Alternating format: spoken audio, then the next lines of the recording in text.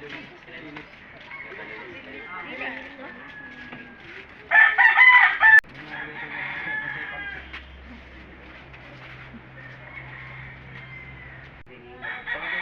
Son, and of the Holy Spirit. Amen.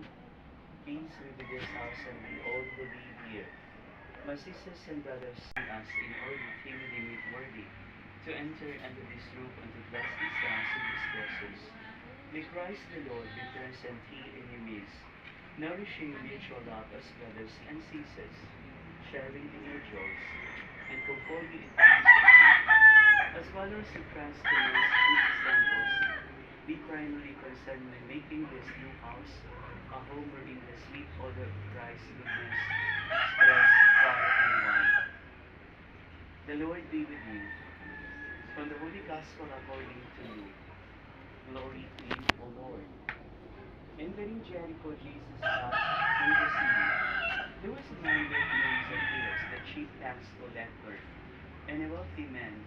He was trying to see what Jesus was like, but being small of stature, was unable to